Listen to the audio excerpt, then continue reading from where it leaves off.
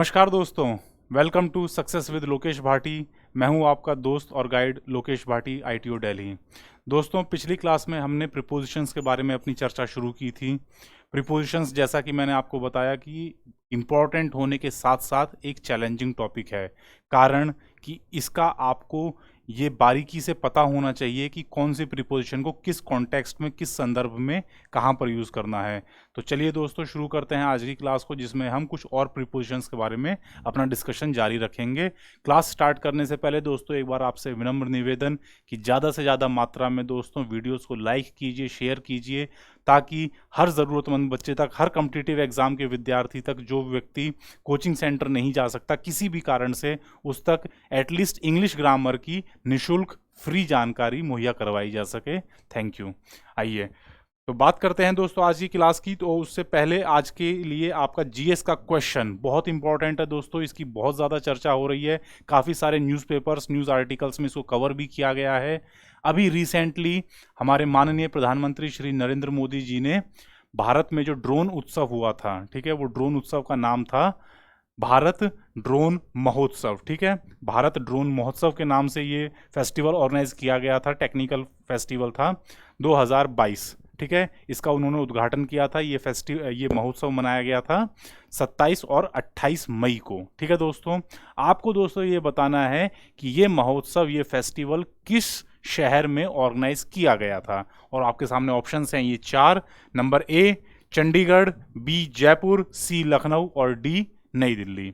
चार ऑप्शंस हैं दोस्तों आपके सामने। फटाफट आप सबसे रिक्वेस्ट है कि 1 मिनट के लिए वीडियो को पॉज कीजिए, जल्दी से वीडियो को लाइक कीजिए और कमेंट बॉक्स में जाकर के इस जीएस क्वेश्चन का आंसर कीजिए। सही होता है, गलत होता है, डजेंट मैटर दोस्तों। मैं कई बार कह चुका हूं कि what matters is your attempt. आपने प्रयास किया है, वो जरूरी है। ठीक है दोस्तों, चलिए जल्दी से फटाफट वीडियो को लाइक कर दीजिए और कमेंट बॉक्स में जाकर के क्वेश्चन का आंसर कीजिए। चलिए वापस लौटते हैं दोस्तों अपने टॉपिक पर कि कल हम चर्चा कर रहे थे करेक्ट यूज ऑफ प्रीपोजिशंस की, कि प्रीपोजिशंस को आपको किस तरीके से सही संदर्भ में इस्तेमाल करना है। और 6 प्रीपोजिशंस की हम दोस्तों बात कर चुके थे।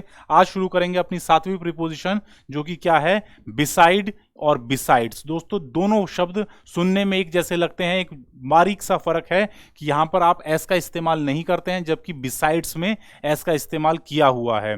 तो क्या फर्क है इनके बारे में दोस्तों समझिएगा। पहली जो प्रीपोजिशन है आपके पास दोस्तों, बिसाइड, ये दोस्तों देखिए बी और साइड, इसका मतलब होता है बाय द साइड ऑफ। इसका क्या मतलब होता है, by the side of. Is it clear.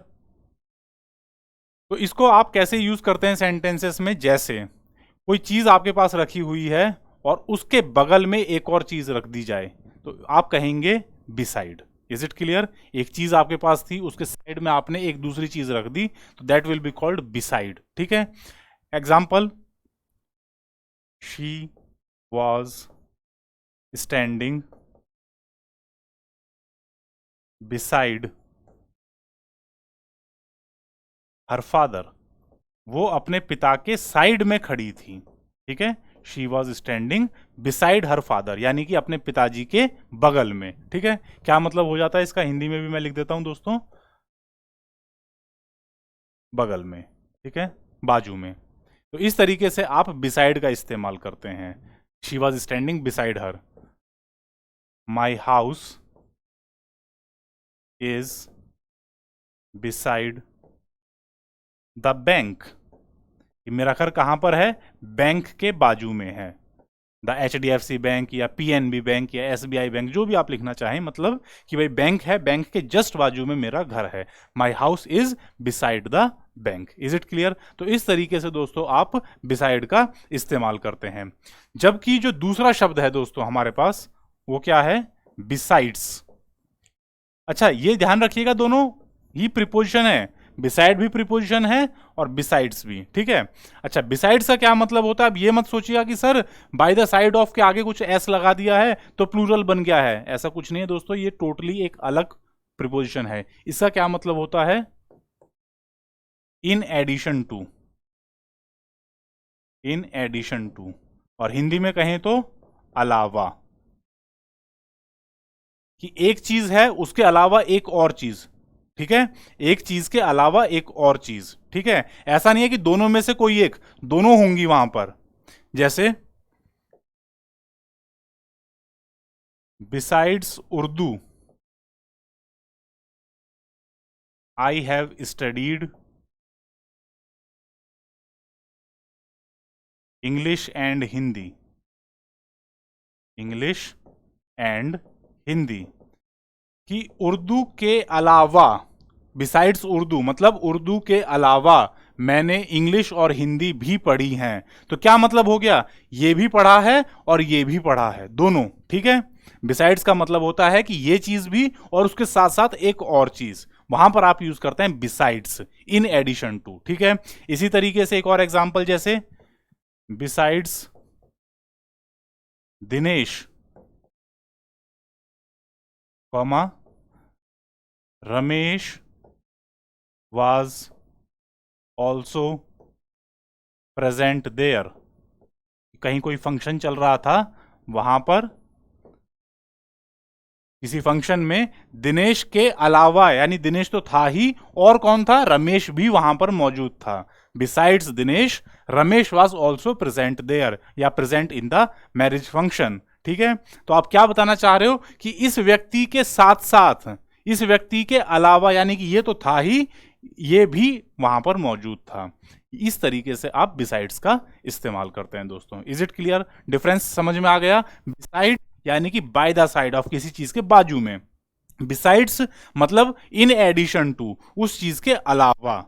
ये फर्क है दोनों बिसाइड और बिसाइड्स में, ठीक है। समझ लीजिए दोस्तों, यह कई बार लोग कंफ्यूज कर जाते हैं कि सर बिसाइड और बिसाइड्स में कौन सा वाला कहां पर यूज करना है। इज इट क्लियर, चलिए आगे बढ़ते हैं दोस्तों। अगली प्रीपोजिशन की बात करते हैं, एबव। बहुत इंपॉर्टेंट है, एबव का मतलब होता है ऊपर, ठीक है। एबव मीन्स ऊपर। किस तरीके से इस्तेमाल करते हैं देखिएगा।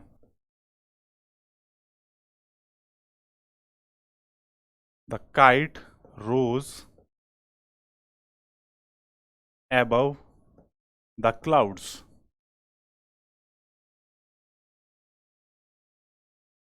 The kite rose above the clouds, यानी कि पतंग बादलों से भी ऊपर चली गई, ठीक है।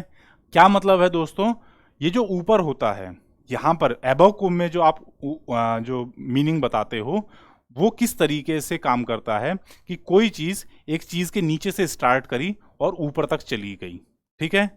भाई बादल अपनी जगह पर थे, पतंग ने नीचे से उड़ना शुरू किया और उस बादलों के भी ऊपर तक चली गई, वहां पर आप एबव का इस्तेमाल करते हो। The kite rose above the clouds, ठीक है। Is it clear. तो और कहां कहां पर आप इस्तेमाल कर सकते हो दोस्तों एबव का, जैसे देखिए, द एरोप्लेन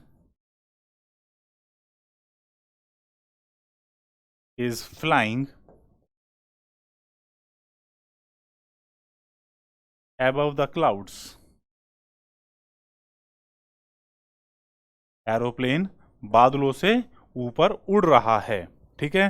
तो इसने क्या किया, भाई बादल अपनी जगह पे थे, एरोप्लेन किसी समय तो नीचे था और फिर उठता उठता बादलों से भी ऊपर पहुंच गया और अब वो बादलों के ऊपर उड़ रहा है। तो the aeroplane is flying above the clouds. Is it clear. और कहां कहां पर सर आप above का इस्तेमाल कर सकते हो, जैसे कहीं पर आपको नंबर एक्सप्रेशन देना है किसी नंबर से अधिक के, मतलब मोर देन का आप अर्थ देना चाहते हो, कोई चीज किसी दूसरी चीज से ज्यादा है, जैसे my father is above 70, my father is above 70, मेरे पिताजी 70 साल से अधिक उम्र के हैं। तो जो एबव आपने यहां पर इस्तेमाल किया है दोस्तों, इसका क्या मतलब होता है कि 70 साल से ज्यादा। एक मीनिंग होता है एबव का ऊपर, ठीक है, फिजिकल पोजीशन। एक अर्थ होता है कि नंबर के मामले में क्या इस्तेमाल करते हो कि ज्यादा बताने के लिए। माई फादर इज above 70, यानी कि मेरे पिताजी 70 साल से अधिक उम्र के हैं। शी इज above 60, वो 60 साल से ज्यादा उम्र की है, ठीक है। तो जहां कहीं आपको एज बतानी हो कि भाई इतने से ज्यादा है, वहां पर आप above का इस्तेमाल कर सकते हैं, ठीक है। Is it clear. और भी आप बता सकते हो, जैसे हर एक्सपेंसेस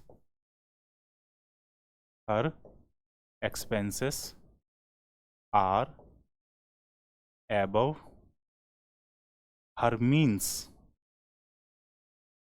कि उसके खर्चे उसकी कमाई से अधिक हैं। Her expenses are above her means, यानी कि उसके खर्चे उसकी कमाई से ज्यादा हैं। एबव का मतलब है कि खर्चे जो हैं ज्यादा हैं, कमाई मीन्स यानी कमाई कम है। ठीक है, तो वहां पर भी आप मोर देन वाला ही अर्थ दे रहे हो कि her expenses are more than her means, उसकी कमाई से अधिक हैं उसके खर्चे। ठीक है, इज इट क्लियर? समझ में आ रही है बात दोस्तों? एक और आप कई बार यूज कर लेते हैं एबव का, जहां पर अर्थ होता है सुपीरियर। ठीक है, आप सुपीरियर का अर्थ देना चाहते हैं, वहां पर भी आप एबव का इस्तेमाल कर लेते हैं। जैसे कोई आप पॉलिटिशियन का नाम लेना चाहते हैं, जैसे doctor Manmohan Singh. Doctor Manmohan Singh is a politician, एक नेता है, कैसे? एबव सस्पिशन, एबव सस्पिशन, कि वो एक ऐसे नेता हैं जिनके ऊपर कोई डाउट नहीं कर सकता, कोई उनके ऊपर संदेह नहीं कर सकता। He is a politician above suspicion, यानी कि शक के दायरे से ऊपर हैं। ठीक है, शक के दायरे से परे हैं, सुपीरियर हैं। ठीक है, इतने ईमानदार हैं कि वो शक के दायरे से बहुत ज्यादा दूर है, उनके ऊपर कोई शक नहीं कर सकता, कोई संदेह नहीं कर सकता। तो वहां पर आप इस्तेमाल करते हैं एबव प्रीपोजिशन का, he is a politician above suspicion. ठीक है, इज इट क्लियर? तो इस तरीके से आप 3-4 जगह एबव प्रीपोजिशन का इस्तेमाल कर सकते हैं। Is it clear? एक और दोस्तों एग्जाम्पल है, कई बार इस्तेमाल आपने देखा होगा, जैसे mount Everest is, mount Everest की ऊंचाई है 8848। दोस्तों फिर भी एक बार चेक कर लीजिएगा, आई थिंक 8848 ही है माउंट एवरेस्ट की ऊंचाई। Mount Everest is 8848 metres above the sea level, above the sea level, यानी कि समुद्र तल से इतने मीटर ऊपर है। ठीक है, तो वहां पर भी आप एबव प्रीपोजिशन का इस्तेमाल कर लेते हो कि समुद्र तल यहां है, माउंट एवरेस्ट यहां है सर, एबव। ठीक है, उससे ऊपर, यहां पर आप एबव का इस्तेमाल करते हैं। क्लियर? चलिए आगे बढ़ते हैं दोस्तों, अगली प्रीपोजिशन की बात करते हैं। Next is over. ओवर का मतलब भी दोस्तों ऊपर होता है, लेकिन इस ऊपर और जो हमने पीछे पढ़ा एबव, वो वाला ऊपर, उन दोनों में फर्क है। दोनों के यूसेज बिल्कुल अलग अलग हैं। क्या क्या डिफरेंस है आइए समझते हैं। सबसे पहला यूज जो ओवर का है दोस्तों, और सबसे इंपॉर्टेंट है, वो है कि कोई चीज किसी चीज के ऊपर रखी हुई है और कांटेक्ट में है। ठीक है, कोई चीज किसी चीज के ऊपर रखी हुई है और कांटेक्ट में है। जैसे कांटेक्ट वाला एग्जांपल लेते हैं कि जहां पर चीज कांटेक्ट में होती है, spread the cloth over the table, कि कपड़े को टेबल के ऊपर बिछा दीजिए, टेबल के ऊपर बिछा दीजिए, फैला दीजिए। Spread the cloth over the table, यानी कि कपड़ा जो है टेबल के ऊपर रहेगा और कांटेक्ट में रहेगा। ठीक है, वहां पर आप ओवर का यूज करते हैं, वहां पर आप एबव का इस्तेमाल नहीं कर सकते। Spread the cloth above the table, नहीं, गलत हो जाएगा। कांटेक्ट में है तो आपको ओवर का इस्तेमाल करना है। ठीक है, इसी तरीके से विदाउट कांटेक्ट में भी इस्तेमाल हो जाता है, ऊपर का ही अर्थ देगा लेकिन कांटेक्ट नहीं है। तो कैसे इस्तेमाल करेंगे सर? जैसे देखिए, the aeroplane is flying over the city, शहर के ऊपर। सर आपने तो अभी अभी एरोप्लेन वाला एग्जांपल एबव में इस्तेमाल किया था, तो क्या दोनों सेम है? नहीं।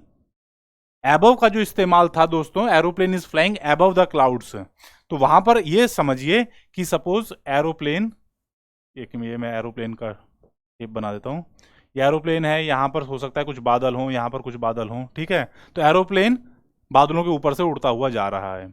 जबकि ओवर का क्या मतलब है कि सपोज आपका जो एरोप्लेन है वो जस्ट इस शहर के ऊपर, यानी कि राइट अबव समथिंग, किसी चीज के जस्ट ऊपर अगर है कोई चीज 90 डिग्री परपेंडिकुलर पर, तो वहां पर आप कहते हैं ओवर, यानी कि शहर के जस्ट ऊपर है तो कहेंगे कि the aeroplane is flying over the city.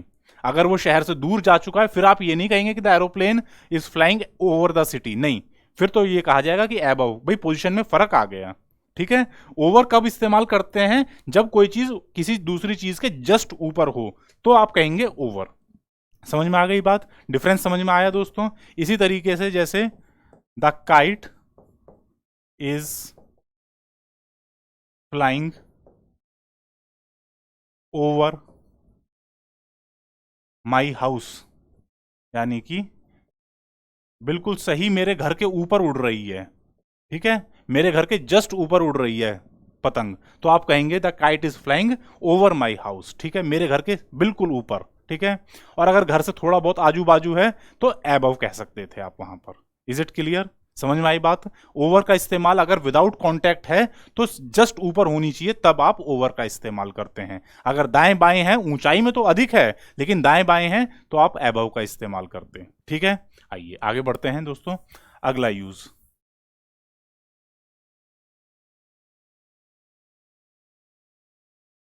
Number के लिए भी दोस्तों आप कई बार ओवर का इस्तेमाल कर लेते हैं। नंबर्स में कहां कहां इस्तेमाल किया जाता है? जैसे अगर आपको यह कहना हो कि the class will be over at, या the class will get over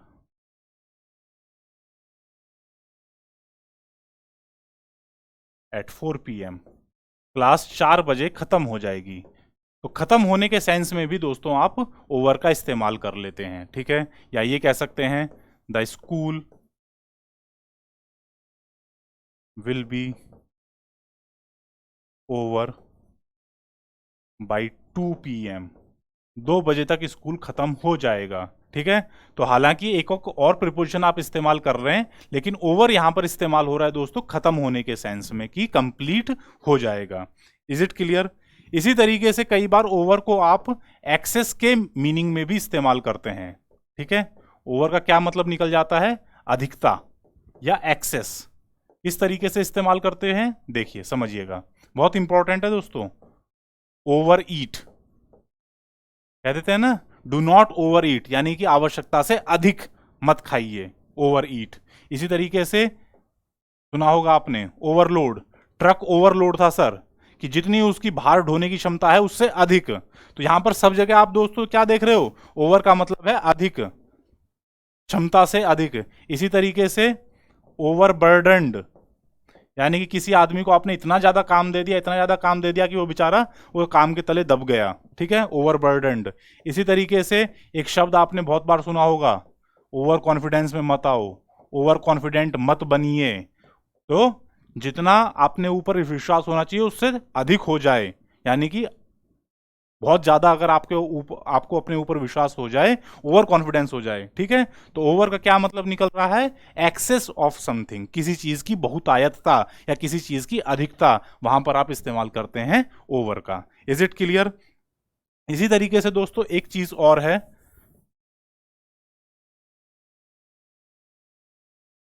जैसे हम कहें कि दिनेश इज ओवर 60, कि वो 60 साल से अधिक का है, ठीक है।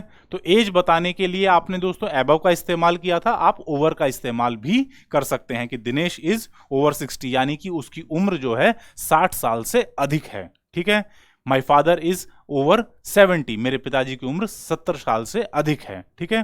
तो एज वाला जो बताने का काम है दोस्तों, वहां पर आप एबव भी इस्तेमाल कर सकते हैं, ओवर भी इस्तेमाल कर सकते हैं, दोनों में कोई गलत नहीं है, ठीक है। आइए आगे बढ़ते हैं दोस्तों। अब बात करते हैं नेक्स्ट प्रीपोजिशन की, जो क्या है? अपॉन। अपॉन का मतलब भी होता है ऊपर, केवल ऊपर नहीं, ऊपर से, ऊपर से। याद कीजिए दोस्तों, पिछली प्रीपोजिशन की क्लास में हमने एक प्रीपोजिशन पढ़ी थी इनटू। इनटू का क्या मतलब बताया था? कि अंदर और मोशन में। कोई चीज अंदर जा रही है और मोशन में है, ठीक है, चल रही है, अंदर की तरफ चल रही है, वहां पर आप इनटू का इस्तेमाल करते हैं। बिल्कुल उसी तरीके से एक ये प्रीपोजिशन है अपॉन, जिसका क्या मतलब होता है कि ऊपर और चल रही है, यानी कि मोशन में है, वहां पर आप अपॉन का इस्तेमाल करते हैं। जैसे the dog jumped upon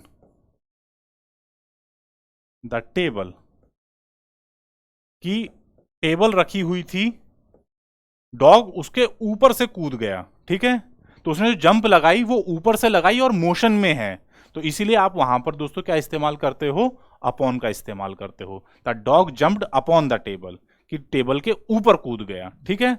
is it clear?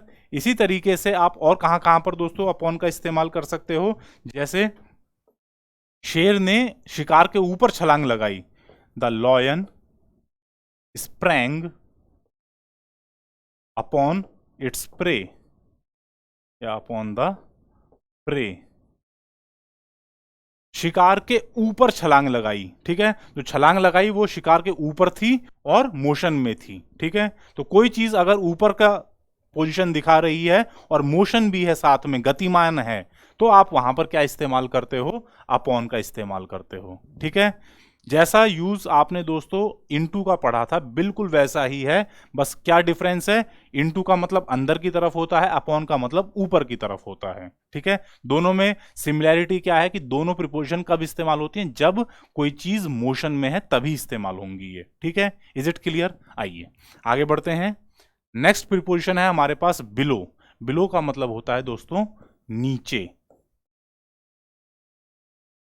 ठीक है। बिलो का मतलब क्या होता है, नीचे। और इसका सबसे पहला जो यूज आपको पढ़ना है, सबसे इंपॉर्टेंस, वो क्या है कि जैसे आप कहें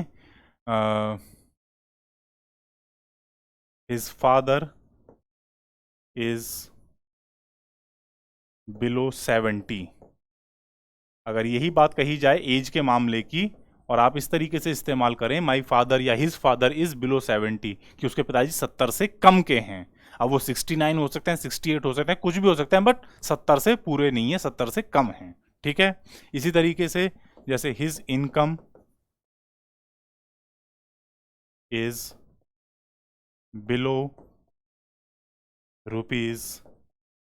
₹5,000 ए मंथ, यानी कि महीने के 5,000 से कम है उसकी आमदनी, तनख्वाह, ठीक है। His income is below ₹5,000 a month. तो क्या अर्थ निकल रहा है दोस्तों, कम, नीचे या कम, ये दो अर्थ निकलते हैं बिलो के, ठीक है। आप एज के लिए भी बता सकते हो, नंबर के लिए भी बता सकते हो, दोनों सेंस में दोस्तों बिलो का इस्तेमाल हो जाता है, ठीक है।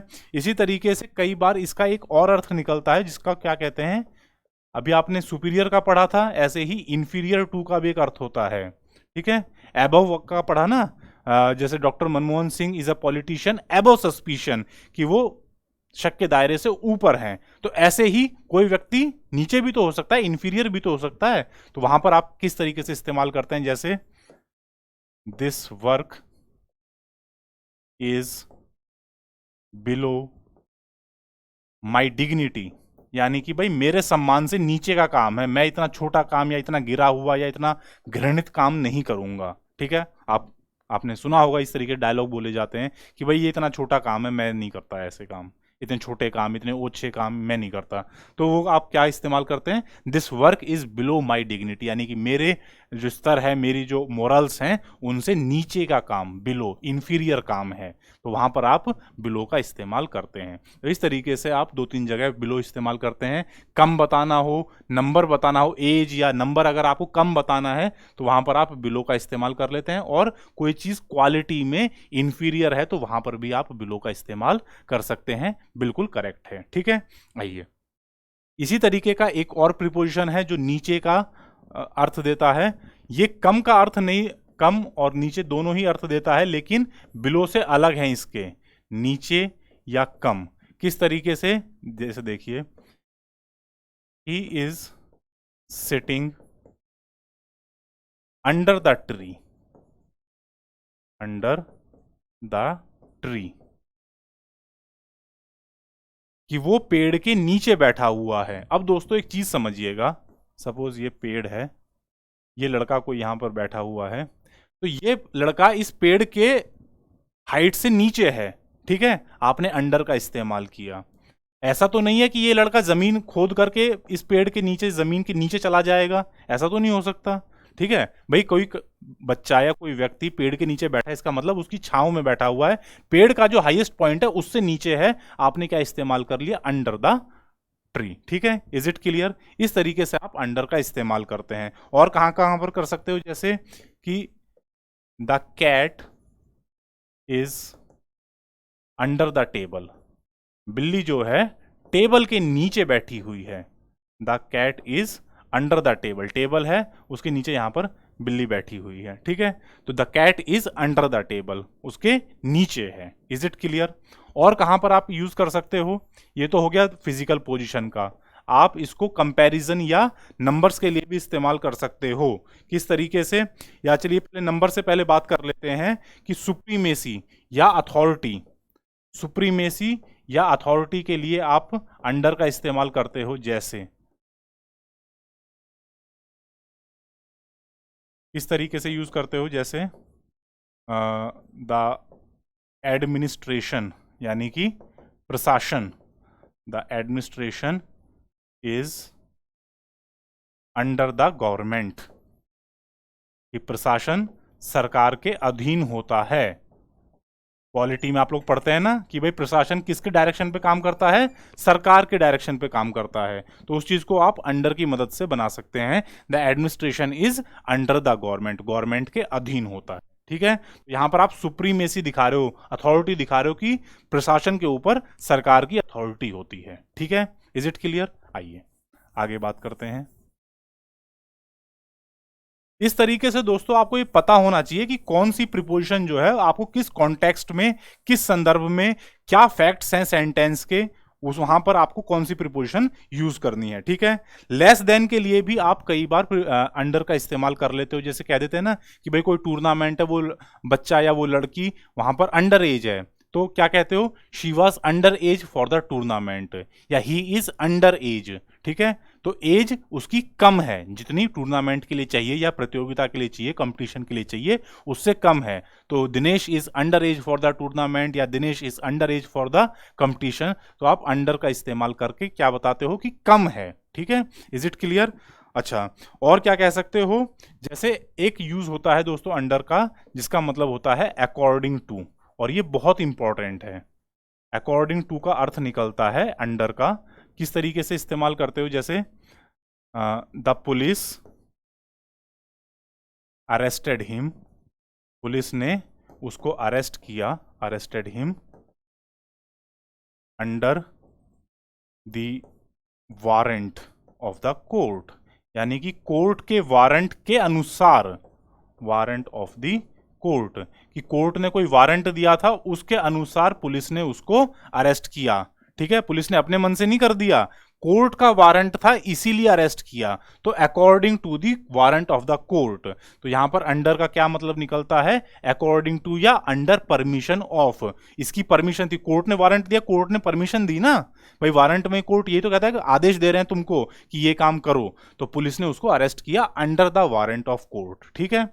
इसी तरीके से आप एक एग्जाम्पल और ले सकते हो, जैसे Ram inherited the property, Ram ने वो प्रॉपर्टी क्या की, उसको विरासत में मिली, under the will of his mother, यानी कि उसकी मां ने वसीयत कर दी उसके नाम, under the will of his mother, उसकी माता जी की जो वसीयत थी उसके अकॉर्डिंग उसको ये प्रॉपर्टी मिल गई, ठीक है। क्योंकि उसकी माता जी ने विल करी हुई थी, इसीलिए उसके अनुसार उसे प्रॉपर्टी, राम को प्रॉपर्टी मिल गई। तो अगर कोई इस तरीके का सरकारी या कानूनी दस्तावेज है जो कोई परमिशन देता है, तो वहां पर आप दोस्तों अंडर का इस्तेमाल करते हैं। वहां पर इसका मतलब नीचे नहीं है, अधीन नहीं है, उसका मतलब होता है अकॉर्डिंग टू, या कि परमिशन दी गई है उस कानूनी दस्तावेज के कारण, ठीक है। तो वहां पर आप दोस्तों अंडर का इस्तेमाल करते हैं। Is it clear? अच्छा, एक यूज और है दोस्तों इसका, जिसका क्या मतलब होता है, स्टेट, यानी कि अवस्था। अवस्था। जैसे Rakesh wrote this book, Rakesh ने ये किताब लिखी, wrote this book under suspicion, यानी कि उसको कुछ शंका थी, कुछ डाउट था, और उस शंका की स्थिति में उसने ये किताब लिखी। Wrote this book under suspicion, कि आप किस मनोस्थिति में हैं, किस दशा में हैं, वो बताने के लिए भी अंडर का इस्तेमाल कर लिया जाता है। अब वो शंका की स्थिति में था या डर की स्थिति में था, अंडर फियर, या वो नशे की स्थिति में था, अंडर इंटॉक्सिकेशन, ठीक है, नशे की स्थिति में होना। तो इस तरीके से कोई भी जो मनोदशा है, कोई भी स्थिति है, उसके लिए भी आप अंडर का इस्तेमाल कर देते हैं, जो क्या बताता है, स्टेट, आपकी अवस्था, कि काम करने वाला व्यक्ति किस दशा में है, किस अवस्था में है, उसको दर्शाने के लिए भी आप अंडर का इस्तेमाल करते हैं एज प्रीपोजिशन। ठीक है, इज इट क्लियर? अंडर के दोस्तों सारे यूज आपको समझ में आ गए। चलिए आगे बढ़ते हैं, बात करते हैं अगली प्रीपोजिशन, जो कि क्या है, बीनीथ। बीनीथ दोस्तों बहुत सिंपल है, इसका केवल और केवल एक यूज होता है, जो कि किसके जैसा होता है, अंडर के जैसा होता है। और वो भी कौन सा वाला? अंडर के तो सर हमने अभी 5 यूज पढ़े, लेकिन उनमें से कौन सा वाला? उनमें से केवल एक है जो हमने पढ़ा ना, he was sitting under the tree, he was sitting under the tree, पेड़ के नीचे बैठा हुआ था। तो वहां पर आप दोस्तों बीनीथ का भी इस्तेमाल कर सकते हो, he was sitting beneath the tree, ठीक है, पेड़ के नीचे बैठा हुआ था। ये केवल और केवल एक यूज है जहां पर आप बीनीथ का इस्तेमाल करते हैं, ठीक है। बाकी जो अंडर के 4 और यूजेस हैं, वहां पर आप बीनीथ को यूज नहीं कर सकते हो। इस बात को अपने दिमाग में गांठ बांध लीजिएगा, कभी सब जगह जहां जहां अंडर है वहां वहां आप बीनीथ लगा दो, गलत हो जाएगा। केवल इस तरह का जो यूज है कि पेड़ के नीचे, पेड़ की छांव में, वहां पर आप बीनीथ को और अंडर को बराबर बराबर मान सकते हो, दे आर इक्विवेलेंट। बाकी जो अंडर के यूज हैं वहां पर आप बीनीथ का इस्तेमाल नहीं कर सकते हो दोस्तों, ठीक है। तो बीनीथ का क्या मतलब निकलता है, नीचे, किसी चीज के नीचे, ठीक है, वहां पर आप बीनीथ या अंडर दोनों को इस्तेमाल कर सकते हो। Is it clear? चलिए आगे बढ़ते हैं दोस्तों, अगली प्रीपोजिशन आज की हमारी है बिहाइंड। वेरी इंपॉर्टेंट, पीछे। बिहाइंड का मतलब होता है पीछे। जैसे she was hiding behind the, she was hiding behind the tree, पेड़ के पीछे छुपी हुई थी, बिहाइंड द ट्री। और क्या लिख सकते हो, एट द बैक ऑफ, ये भी इसका मतलब होता है, एट द बैक ऑफ, किसी चीज के पीछे, ठीक है। ये पोजीशन बताता है कि वो कहां छुपी हुई थी, पेड़ के पीछे छुपी हुई थी। Is it clear? आ रही बात समझ में? और क्या किस तरीके से आप दोस्तों इसको इस्तेमाल कर सकते हो, जैसे he has left nothing behind him, he has left nothing behind him, अपने पीछे कुछ नहीं छोड़ा, नथिंग बिहाइंड हिम। आप दोस्तों यहां पर हिम का इस्तेमाल करें या ना करें ये ऑप्शनल होता है। अगर आप नहीं करते हैं ना, he has left nothing behind, इसका मतलब ये है कि अपने पीछे उसने कुछ नहीं छोड़ा। तो हिम का जो यूज है दोस्तों, ये क्या है, ऑप्शनल है। आप यूज करें तो भी ठीक है, नहीं करेंगे तो भी ठीक है, गलत नहीं होगा, ये जान लीजिएगा। तो इस तरीके से आप दोस्तों बिहाइंड का इस्तेमाल करते हो पीछे के सेंस में, कि at the back of. Is it clear? आइए आगे बढ़ते हैं, अगली प्रीपोजिशन है दोस्तों बाई। आज दोस्तों छोटी छोटी प्रीपोजिशंस हैं, उनके बहुत ज़्यादा कई कई सारे यूज नहीं है, जैसा कि पिछली क्लास में था। आज छोटी छोटी प्रीपोजिशंस हैं, बाई एक बड़ी प्रीपोजिशन है, ठीक है, इसके 3-4 यूजेस होते हैं, एक एक करके डिस्कस करते हैं। सबसे पहला बाई का क्या मतलब होता है, साइड, ठीक है, बाजू में। जो हमने बिसाइड का पढ़ा था ना, इसी तरीके से बाई का मतलब होता है बगल में या बाजू में, बगल में या नजदीक में, समीप में, ठीक है। यहां पर आप बाई का इस्तेमाल करते हो, समीप में। जैसे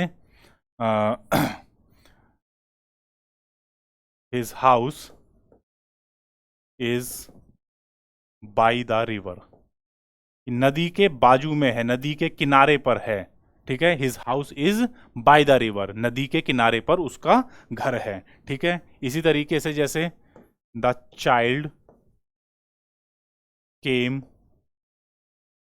एंड सैट बाई हर, कि वो बच्चा आया और उस महिला के बाजू में आकर के बैठ गया, बगल में आकर के बैठ गया।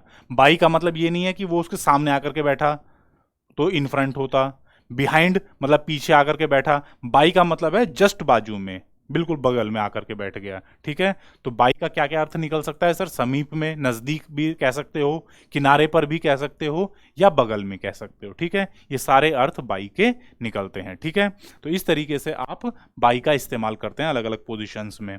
और कहां पर एक बहुत इंपॉर्टेंट यूज है दोस्तों इसका, वो होता है टाइम एक्सप्रेशन के लिए। कल हमने पिछली क्लास में हमने पढ़ा था एट का प्रयोग। ठीक है, टाइम बताने के लिए एट का प्रयोग, कि एग्जैक्ट उतने बजे अगर कोई काम हो रहा है तो आप कहते हैं at. The train will arrive at 5 o'clock, यानी कि सही 5 बजे आएगी, ना 4:49 पे आएगी, ना 5:01 पे आएगी, सही 5 बजे आएगी। तो क्या आप कहेंगे? Will arrive at 5 PM। अगर हम वहां पर बाई का इस्तेमाल कर लें, the train will arrive by 5 PM, तो इसका क्या मतलब है कि 5 बजे से पहले पहले आ जाएगी, उससे लेट नहीं होगा, 5:01 नहीं होगा, या तो 5 बजे या 5 बजे से पहले पहले आ जाएगी। ये फर्क है दोस्तों बाई में और एट में। एट का ना तो पहले ना बाद में, एग्जैक्ट 5 बजे। बाई अगर यूज कर दिया तो इसका क्या मतलब है कि जी बाद वाला नहीं हो सकता, या तो 5 बजे या 5 बजे से पहले पहले। ठीक है, एक और एग्जांपल लेते हैं, जैसे she will finish her work, she will finish her work by Monday, कि वो अपना काम मंडे तक खत्म कर देगी।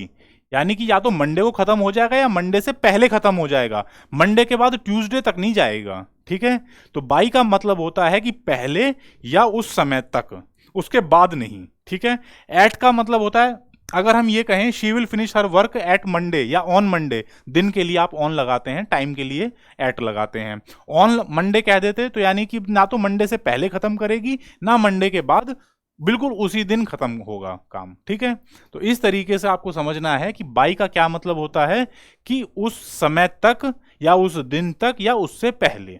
ठीक है, वहां पर आप बाई का इस्तेमाल करते हैं दोस्तों। Is it clear? समझ में आया? अच्छा, अगला यूज कहां पर होता है बाई का, कि जहां पर आपको यह बताना है कि कोई चीज ड्यूरिंग, यानी कि कोई चीज जैसे हम कहें कि ही ट्रेवल्ड बाई नाइट, अगर हम ये कहें ही ट्रेवल्ड बाई नाइट, इसका क्या मतलब हुआ? ही ट्रेवल्ड बाई नाइट, इसका मतलब ही ट्रेवल्ड ड्यूरिंग द नाइट, कि दिन में तो वो आराम करता था लेकिन रात के समय वो अपनी यात्रा करता था। ही ट्रेवल्ड बाई नाइट यानी कि ड्यूरिंग नाइट। बाई का मतलब यहां पर क्या है? ड्यूरिंग, दौरान। ठीक है, ड्यूरिंग या दौरान, रात के दौरान वो यात्रा करता था, सफर तय करता था।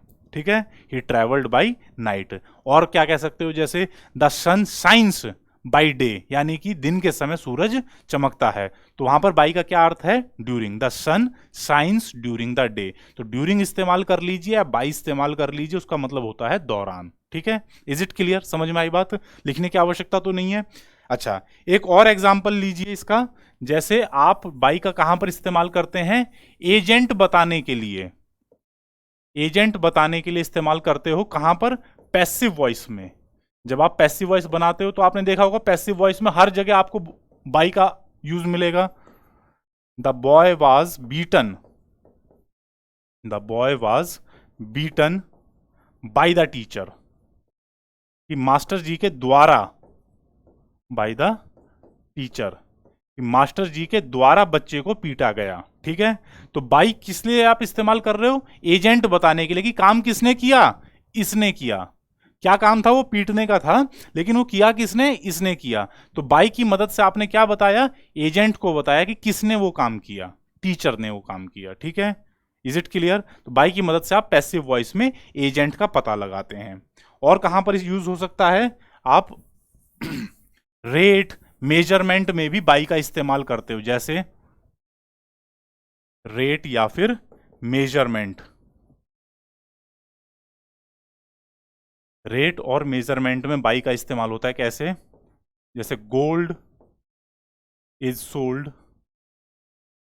Gold is sold by grams. आप सोना खरीदने जाते हो तो क्या कहते हो कि 1 लीटर सोना दे दो? नहीं कहते ना।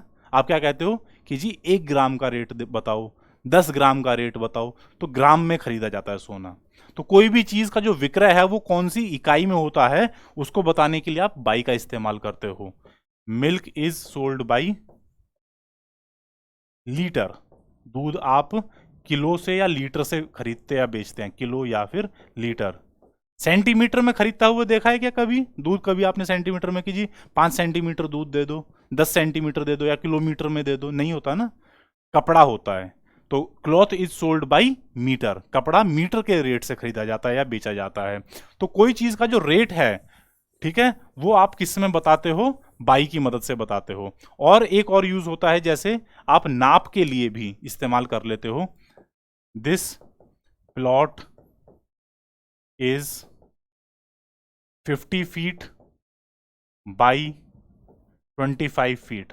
50 फुट बाई 25 फुट का बताते हैं ना कि इतने बाई इतने का प्लॉट है। तो बाई का मतलब क्या होता है? मेजरमेंट में आता है ये यूज, ठीक है, कि इतनी उसकी लंबाई है, इतनी उसकी चौड़ाई है। बाई की मदद से क्या बताया जाता है कि जी ये लंबाई है और ये चौड़ाई है। वहां पर आप बाई का इस्तेमाल कर लेते हैं। Is it clear? अच्छा, एक और यूज दोस्तों इसका होता है जहां पर आप नतीजा बताते हैं कि कोई काम जो रिजल्ट निकला है वो इस काम की वजह से निकला।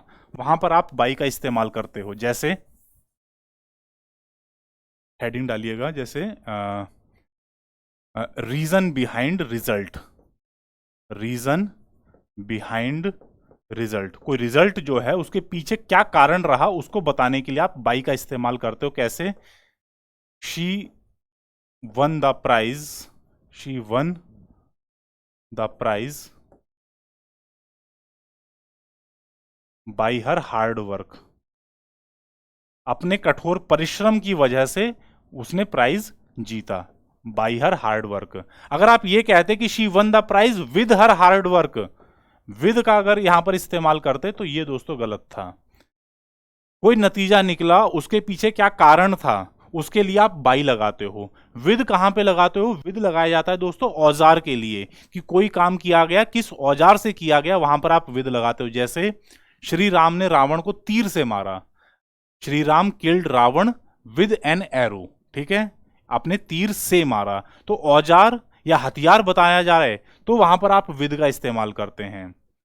काम के पीछे जो कारण रहा, नतीजे के पीछे जो कारण रहा, वो बताने के लिए आप बाई का इस्तेमाल करते हो। इस बात का बहुत ध्यान रखना, इंपॉर्टेंट है ये, ठीक है। Is it clear? आई बात समझ में? अब दोस्तों एक और लास्ट इंपॉर्टेंट यूज वो है मेथड का, ठीक है, कि आपको अगर मेथड बताना है कि कोई काम किस तरीके से किया गया, उसको बताने के लिए भी आप बाई का इस्तेमाल कर लेते हो। जैसे आप मुझे संदेश भेज देना, कैसे भेजोगे? सर बाई पोस्ट भेज देंगे, ठीक है। नहीं सर हम पोस्ट नहीं भेजेंगे, तेजी का जमाना है, हम बाई मेल भेजेंगे, ठीक है। सर मेल भी ज्यादा दिक्कत समय लेता है, बाई फोन बता देंगे, ठीक है, फोन से बता देंगे। तो इस तरीके से अगर कोई काम का जो मेथड आप बताना चाहते हो तो उसके लिए आप बाई का इस्तेमाल कर लेते हो। सर हम दिल्ली जाना चाहते हैं, कैसे जाएं? बाई रोड चले जाइए, बाई रोड, ठीक है, रोड के रास्ते चले जाइए।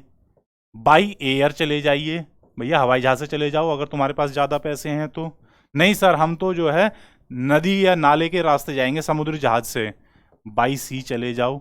दिल्ली तो नहीं जा सकते हो, आप कहो कि जी मेरे को तो जापान जाना है या अफ्रीका जाना है, मॉरिशस जाना है, तो बाई सी चले जाइए, ठीक है। तो मेथड बताने के लिए भी आप कई बार बाई का इस्तेमाल करते हैं। वो दूर संचार में भी हो सकता है, वो मीन्स ऑफ ट्रांसपोर्ट में भी हो सकता है।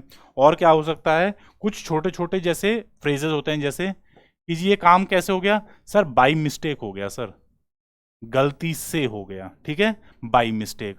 इसको बाई हार्ट कर लीजिए, इसको मतलब बिल्कुल एकदम कंठस्थ कर लीजिए, अपने जिगर में बैठा लीजिए, बाई में बाई हार्ट कर लीजिए। और बाई गॉड यानी कि ईश्वर की सौगंध, ठीक है। तो इस तरीके से ये मिसलेनियस यूज हैं दोस्तों बाई के, कि आप by mistake, by heart, by God. और एक होता है कि बाई चांस। ये आपको चीज कैसे मिल गई? बाई चांस मिल गई सर, ठीक है। तो इस तरीके से आप बाई का इस्तेमाल अलग अलग जगह पर करते हैं। ठीक है, तो दोस्तों यहाँ पर आज की क्लास का समापन होता है। अब आ जाते हैं अपने जीएस क्वेश्चन की तरफ। क्वेश्चन मैंने आपसे ये पूछा था कि 2022 में जो भारत ड्रोन महोत्सव इस साल हमने सेलिब्रेट किया है, अभी रिसेंटली सेलिब्रेट किया था 27 और 28 मई को, उसका इनॉग्रेशन किया था हमारे माननीय प्रधानमंत्री श्री नरेंद्र मोदी जी ने। अच्छा, उसमें इंपॉर्टेंट एक चीज़ ये भी है कि मोदी साहब ने एक डिक्लेरेशन भी दी थी कि हम 2030 तक कोशिश करेंगे कि भारत जो है ड्रोन पावर बन जाए। ठीक है, ड्रोन हब बन जाए, कि जो अभी फिलहाल ड्रोन्स की सबसे ज़्यादा प्रोडक्शन विदेशों में है, उसकी बजाय हम अपने ऊपर सेल्फ सफिशिएंट हो जाएं, इतने ड्रोन्स की हमारी बिल्डिंग कैपेसिटी हो कि भारत बाहर से आयात ना करे, अपने देश में ही हम इनका प्रोडक्शन कर पाएं। ठीक है, ये इंपॉर्टेंट है उसके लिए भी। अच्छा, क्वेश्चन ये था कि ये जो ड्रोन महोत्सव था दोस्तों 27 और 28 मई का, ये कौन से शहर में ऑर्गेनाइज किया गया था? ऑप्शंस थे आपके सामने, चंडीगढ़, जयपुर, लखनऊ या फिर नई दिल्ली। तो दोस्तों इसका सही जवाब है option D, New Delhi. New Delhi is the right answer. Pragati Maidan में दोस्तों ये ऑर्गेनाइज किया गया था 27 और 28 मई को। आप सबको पता होना चाहिए कहां ऑर्गेनाइज किया गया था सर, नई दिल्ली, और नई दिल्ली में भी कहां पर? प्रगति मैदान। ठीक है, इज इट क्लियर? याद रहेगा।